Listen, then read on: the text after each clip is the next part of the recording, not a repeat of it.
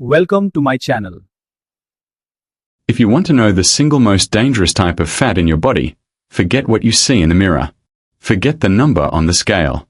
The fat that is quietly killing people, the fat linked to 14 different types of cancer, heart disease, diabetes, and dementia, you cannot even see it. It's called visceral fat. And right now, even if you're thin, even if you exercise regularly, you could be packed with it. I'm Christoph. I'm an emergency medicine physician and metabolism researcher. After nearly 30 years studying how the body stores and burns fat, I've seen firsthand what happens when visceral fat takes over. People who look perfectly healthy on the outside are metabolically sick on the inside. Their organs are suffocating under layers of inflammatory fat, and they have absolutely no idea. But here's what genuinely excites me about 2026. The research has finally caught up. We now know exactly how to target visceral fat specifically, how to activate your body's own fat-burning systems, and how to do it with food and simple lifestyle changes that anyone can begin implementing today. In this video, I'm going to show you my personal protocol for burning visceral fat. We'll cover what visceral fat actually is and why it's so dangerous, how your body has a built-in fat-burning system that most people have never activated, and the exact foods and timing strategies that clinical studies have proven incinerate visceral fat. Most importantly, if I personally wanted to burn visceral fat in 2026, this is exactly what I would do. Step by step. Quick favor before we dive in. I get messages every week from people who've watched several of my videos and didn't realize they weren't subscribed. Could you double check right now? It's free, it takes 2 seconds, and it helps this channel reach more people who genuinely need this information. Now, here's the thing most people fundamentally misunderstand about body fat. Not all fat is created equal. You actually have 2 completely different types of fat in your body, and they behave like entirely different organs with entirely different functions. The fat you can see, the stuff sitting under your skin around your arms, your thighs, your belly, that's called subcutaneous fat. Sub means under, cutaneous means skin. This is the fat you can pinch. This is the fat that creates muffin tops and love handles. This fat is relatively harmless from a metabolic standpoint. It's not ideal if you have too much of it, but it is not actively killing you. The second type of fat is visceral fat. Visceral refers to your viscera, your internal organs. This fat is packed deep inside your abdominal cavity, wrapped around your liver, your pancreas, your intestines, and your kidneys. You cannot see it. You cannot pinch it. A person can be thin, have a completely flat stomach, and be absolutely loaded with visceral fat. Think of your body like a FedEx box. The box itself might look small and compact from the outside, but you can pack that box completely full of styrofoam peanuts.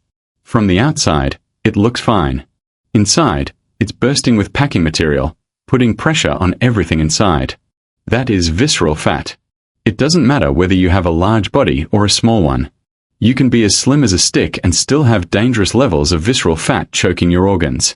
So why is visceral fat so dangerous? Because it is not just passive storage. Visceral fat is metabolically active. It is constantly releasing inflammatory chemicals directly into your bloodstream. Chemicals called cytokines, interleukin-6, tumor necrosis factor alpha, and C-reactive protein. These chemicals create chronic inflammation throughout your entire body. And inflammation is the root cause of almost every major chronic disease we know of. Cancer thrives in an inflammatory environment. If you have a microscopic tumor, which nearly everyone develops at some point as they age, placing that tumor inside an inflammatory environment is like pouring gasoline on smoldering embers. You go from a tiny, harmless cluster of cells to a raging, spreading cancer. A landmark study from Cornell University followed 3,000 Swedish women for 13 years. These were not obese women. They were normal size. Some were even thin.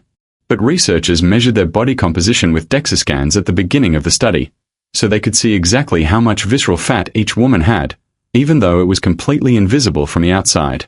Over those 13 years, researchers tracked who developed breast cancer. Women with high visceral fat had a 3-fold increase in breast cancer risk compared to women with low visceral fat. 3 times the risk.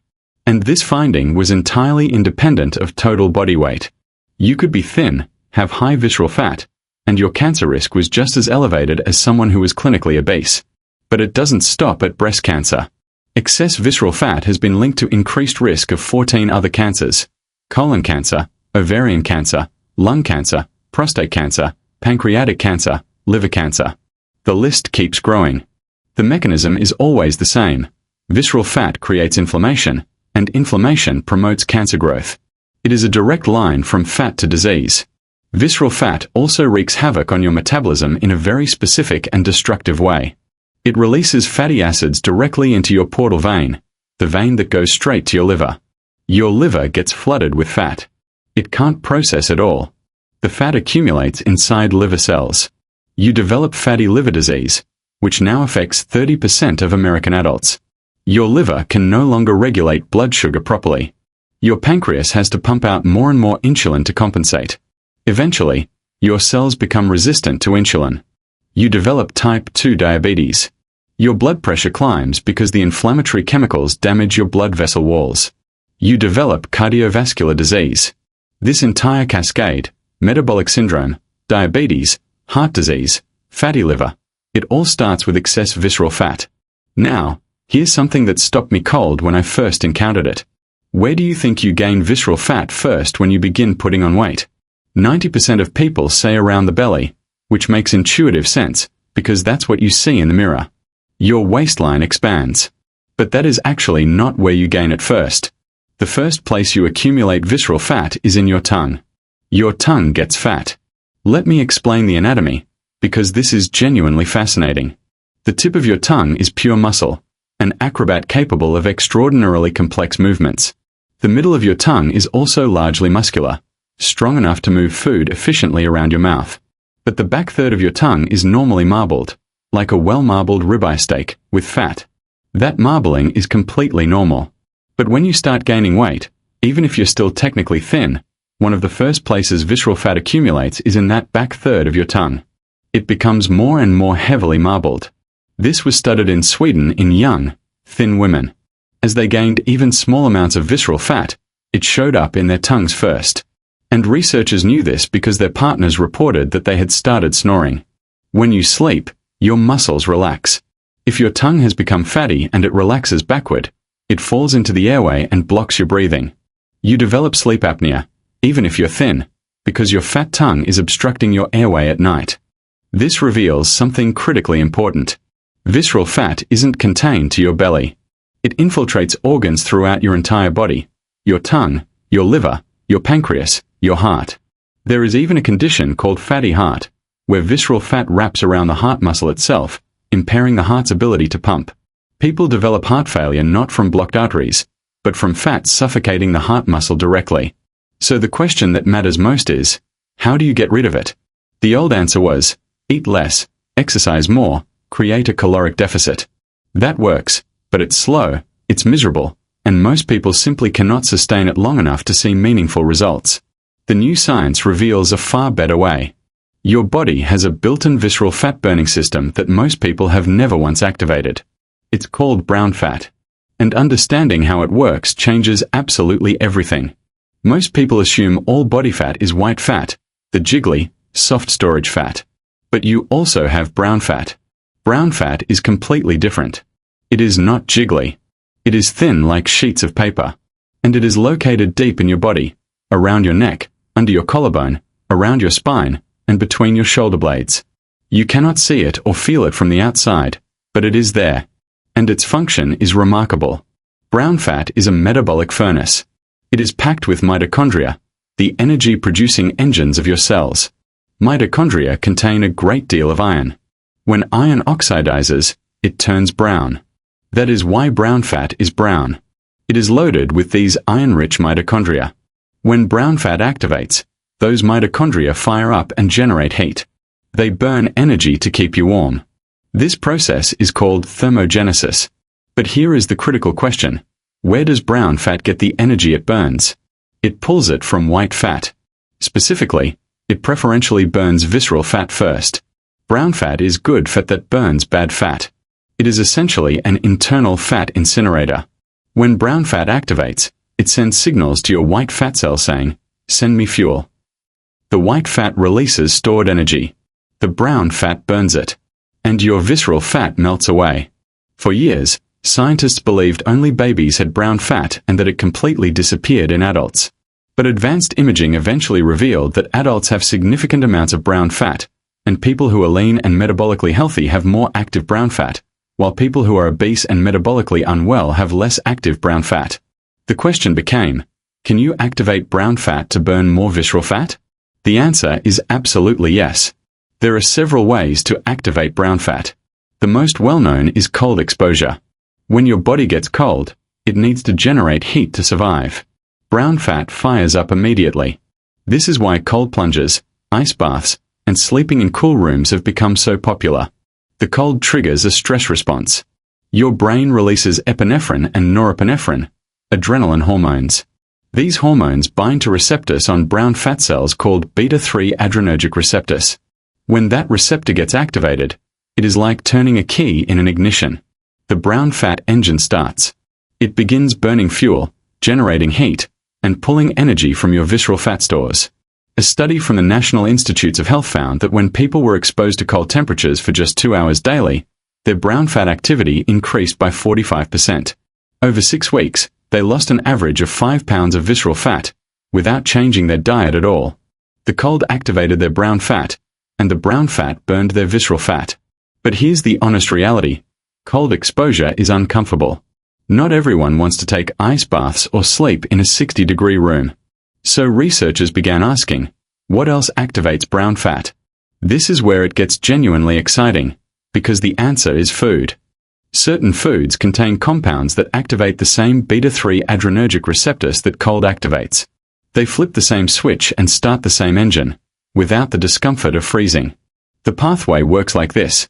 The food compound activates the beta-3 receptor, which triggers the production of something called uncoupling protein 1, or UCP1. UCP1 lives inside the mitochondria.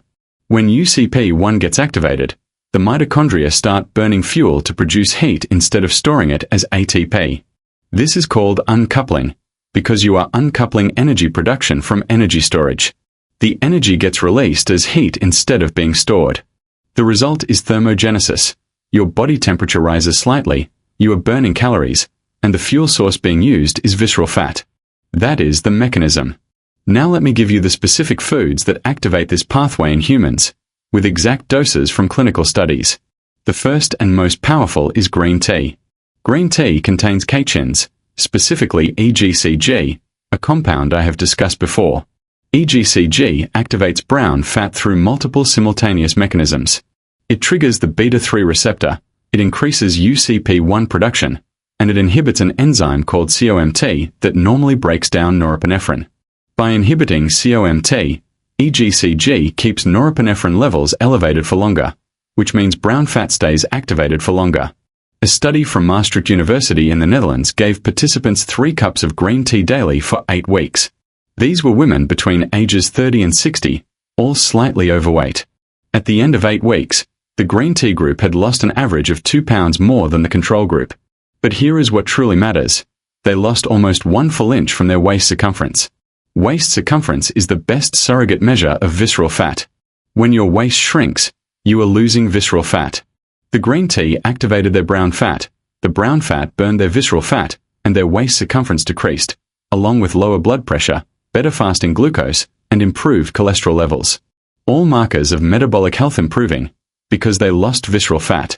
Another study from Tehran University of Medical Sciences looked at 63 men and women between ages 35 and 65, all with type 2 diabetes. They gave them 4 cups of green tea daily for 2 months. The tea group lost 3 pounds of body weight, but they lost almost 2 full inches from their waist circumference. 2 belt notches. That is substantial visceral fat reduction. And remember, these were people with established metabolic disease. The green tea still worked. The dose that matters is 2 to 4 cups of green tea daily. Not occasionally.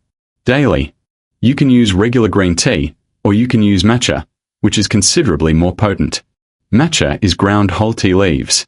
When you drink matcha, you consume the entire leaf, not just what dissolves in hot water. 1 cup of matcha delivers the catechin content of approximately 10 cups of regular green tea. If you are serious about burning visceral fat, 1 cup of matcha daily is extremely effective. You can also explore oolong tea, which is partially oxidized, or even pu'er tea, a fermented black tea from China. Pu'er contains catechins plus beneficial bacteria from fermentation that improve gut health and metabolism. Studies show pu'er tea shrinks waist circumference as effectively as green tea. The second food category is omega-3 rich fish. This surprised researchers when they first uncovered it, but the data is clear and consistent. Omega-3 fatty acids activate brown fat and directly burn visceral fat.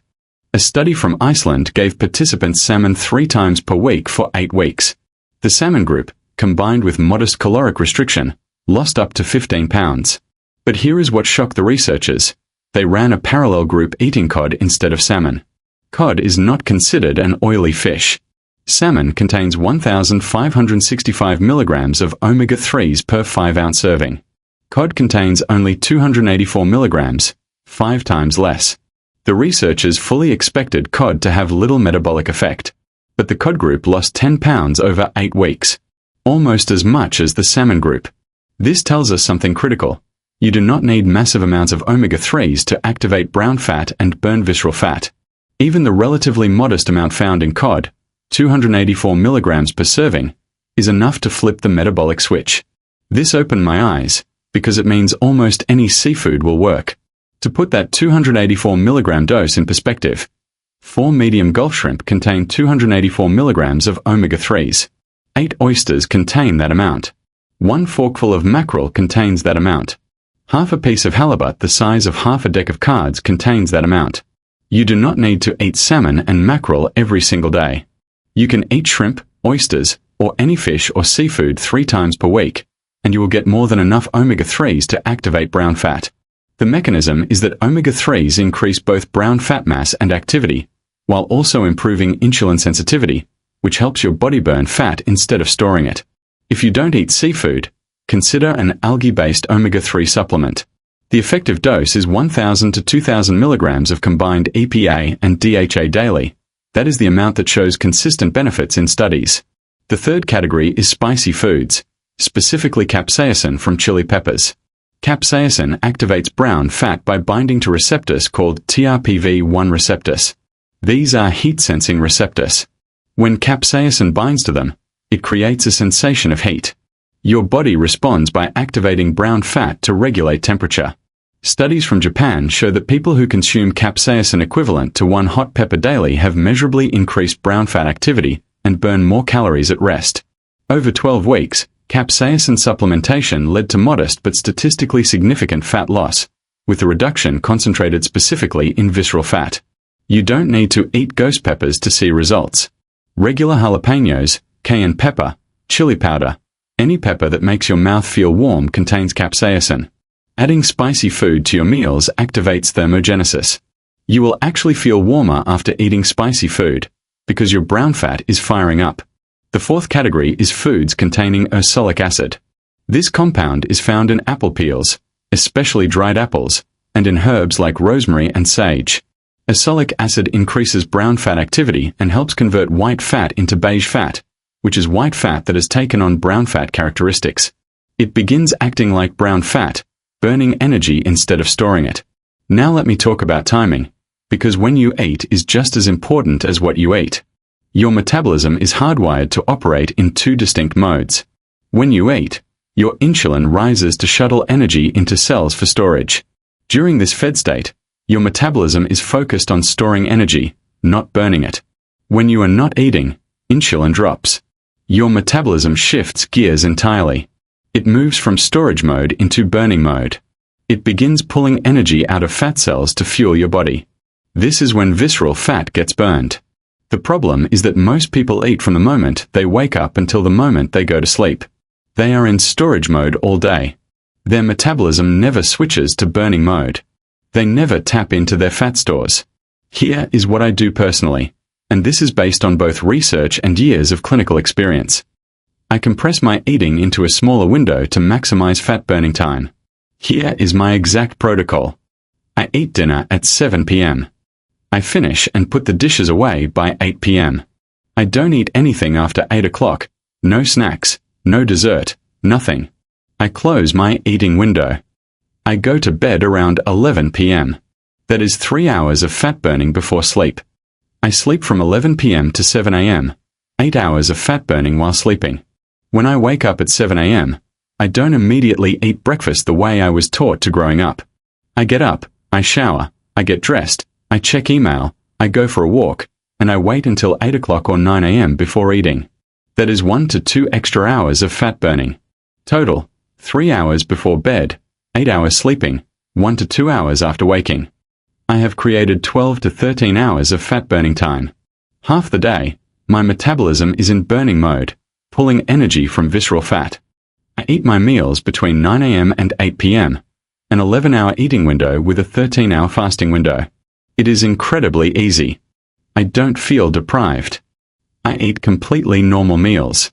But by simply compressing when I eat, I have doubled the time my body spends in fat-burning mode. If you want to be more aggressive, you can skip breakfast entirely. Wake up, go straight to lunch at noon or 1 p.m. Now you have extended your fast to 16 or 17 hours. You are in full intermittent fasting territory. Studies show that 16-hour fasts trigger significant visceral fat burning. Your insulin stays low all morning. Your body has no alternative but to pull energy from fat stores. Over weeks and months, this creates substantial visceral fat loss. If you want to truly jumpstart fat loss, you can compress eating even further. Have a light lunch, then don't eat again until dinner. You have compressed all your eating into a 6 to 8 hour window. This is called time-restricted eating, and the research on visceral fat reduction using this approach is remarkable. But even the simple 12-hour fast I described produces real results. You don't have to be extreme. Just stop eating after dinner, and wait a few hours after waking before your first meal. That alone will shift your metabolism toward fat burning. Now let me address a critical point that most people completely overlook. The mirror and the scale do not tell you what is happening with visceral fat. When you step on a scale, that number represents your bones, which you want to be heavy and dense, your muscle, which you want to preserve or ideally build, your body's water content, which you need for healthy hydration, and fat. The scale cannot distinguish between subcutaneous fat and visceral fat. You could lose 10 pounds of visceral fat and gain 5 pounds of muscle. The scale would show only a 5-pound loss, but your metabolic health has improved dramatically. The far better measure is waist circumference. Get a tape measure. Measure around your waist at the level of your belly button. Don't suck in, just breathe normally and measure. Write that number down. Every 2 weeks, measure again. If your waist circumference is decreasing, you are losing visceral fat, even if the scale hasn't moved meaningfully. The studies I've cited measured waist circumference, not just weight, precisely because that is the true indicator of visceral fat loss. A 1-inch reduction in waist circumference represents significant visceral fat reduction. A 2-inch reduction is genuinely major. That is what the green tea study showed. That is what the fish study showed. That is what time-restricted eating consistently shows. Another excellent option is a DEXA scan, a specialized imaging scan that measures your body composition in precise detail. It tells you exactly how much visceral fat you have, how much subcutaneous fat, how much muscle, and your bone density. Many hospitals and fitness centers now offer DEXA scans for under $100. Get a baseline scan, implement the strategies I've outlined, then get another scan in 3 months. You will see exactly how much visceral fat you have lost. It is incredibly motivating to watch those numbers drop. Now let me give you my complete protocol. This is exactly what I would do if I wanted to burn visceral fat in 2026, laid out step by step. First, I would start every morning with 1 cup of matcha or 3 cups of green tea distributed throughout the day. This activates brown fat and keeps it active and working all day long. Second, I would eat seafood 3 times per week. Any seafood I enjoy, shrimp, fish, oysters, whatever appeals to me that day. This provides the omega-3s needed to support brown fat activity and improve insulin sensitivity. Third, I would add spicy food to at least 1 meal daily. Chili flakes on eggs, jalapenos in a salad, cayenne pepper in soup, just enough to feel a bit of warmth. This activates thermogenesis throughout the day. Fourth, I would eat apples with the peel on and use rosemary and sage regularly in cooking for their oxalic acid content. Fifth, I would implement a 12 to 13 hour overnight fast. Stop eating by 8 p.m. Don't eat again until 8 o'clock or 9 a.m. This is entirely sustainable and requires no suffering. Sixth, once a week I would do a longer fast, skip breakfast, and eat only lunch and dinner. This creates a 16 to 17 hour fast once weekly to meaningfully accelerate visceral fat burning. 7th, I would measure my waist circumference every 2 weeks to track my progress. This keeps me accountable and motivated when the scale isn't showing the full picture. 8th, if possible, I would get a baseline DEXA scan and then another one at the 3-month mark to see exact visceral fat changes in black and white. 9th, I would sleep in a slightly cooler room, not frigid, just cool enough that I need a blanket, around 65 to 68 degrees Fahrenheit. This mildly activates brown fat overnight while I sleep. 10th, I would actively avoid the foods that promote visceral fat accumulation, specifically ultra-processed foods, foods high in added sugar, and excessive alcohol. These drive insulin up, promote fat storage, and create the chronic inflammation that makes visceral fat so destructive. That is the complete protocol. It is not complicated. It requires no exotic supplements or expensive treatments. It is green tea, seafood, spices, time-restricted eating, and slightly cooler sleep. Every single element is backed by clinical research. Every single element activates pathways that specifically and preferentially target visceral fat. Now I want to address something important directly. What if you have already developed metabolic disease? What if you already have fatty liver, type 2 diabetes, high blood pressure, or abnormal cholesterol? Is it too late? Absolutely not. The studies I have cited throughout this video included people with established disease. People with type 2 diabetes lost significant visceral fat drinking green tea. People with fatty liver reversed their condition with time-restricted eating. Your body retains the capacity to heal at virtually any age and in virtually any condition. Visceral fat is metabolically active, which means it is constantly turning over. It is being broken down and rebuilt in a continuous cycle. When you implement these strategies, you interrupt that cycle. You promote breakdown and prevent rebuilding. Over time, visceral fat melts away. I have personally seen patients in their 60s and 70s reverse decades of metabolic damage by implementing these exact strategies. Their liver enzymes normalize. Their blood sugar stabilizes. They come off diabetes medications. Their blood pressure drops. They lose inches from their waist. Their energy comes back in a way they had not experienced in years.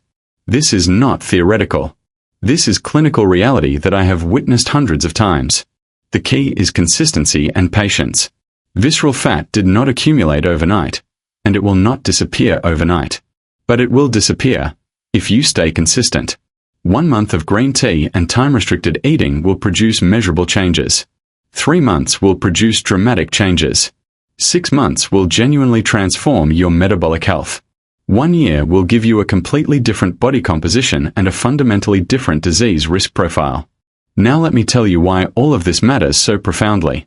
Visceral fat is the root cause of what medicine calls metabolic syndrome, a cluster of conditions including high blood pressure, high blood sugar, abnormal cholesterol, and excess waist circumference.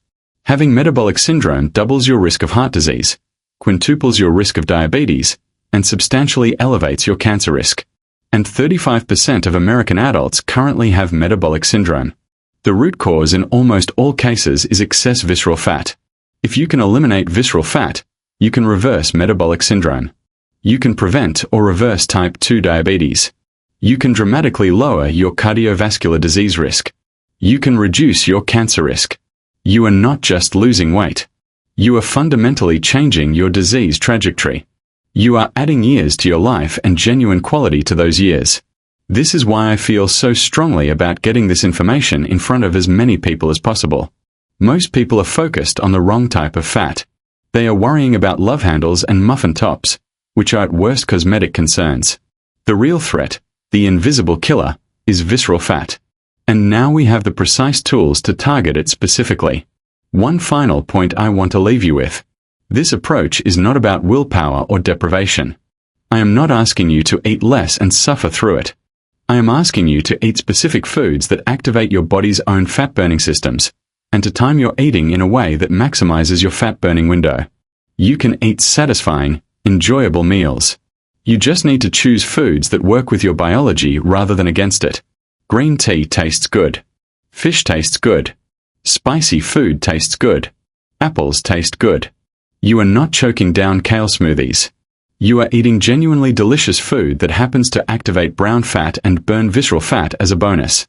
And the time-restricted eating is even simpler than people expect. You are not eating less food. You are eating the same amount of food in a smaller time window. Most people find this genuinely liberating, because they are not constantly thinking about food, constantly grazing, constantly snacking. They eat, they are satisfied, and then they are done. Their metabolism gets the time and space to do what it was designed to do: burn stored fat. If you take one thing from this video, take this. Visceral fat is the most dangerous fat in your body. But it is also the most responsive to the right interventions. The strategies I have outlined today specifically target visceral fat. They activate brown fat. They improve insulin sensitivity. They create the metabolic conditions that force your body to use visceral fat as fuel. You have far more control over this than you have been led to believe. You are not a victim of your genetics or your age. You can change your body composition starting today. Every cup of green tea you drink activates brown fat. Every hour you extend your overnight fast gives your metabolism the time it needs to burn visceral fat. Every serving of seafood you eat improves your metabolic flexibility. These are concrete actions with measurable, documented results. If you found this information valuable, I need you to do two things. First, share this video with someone who needs it. Metabolic disease is epidemic, and the information in this video could genuinely change someone's health trajectory. Second, check out my previous videos where I break down the worst foods for visceral fat accumulation, the ones hiding in your pantry right now that are quietly packing visceral fat around your organs. You need to know what to avoid just as much as you need to know what to embrace. I'll see you in the next one.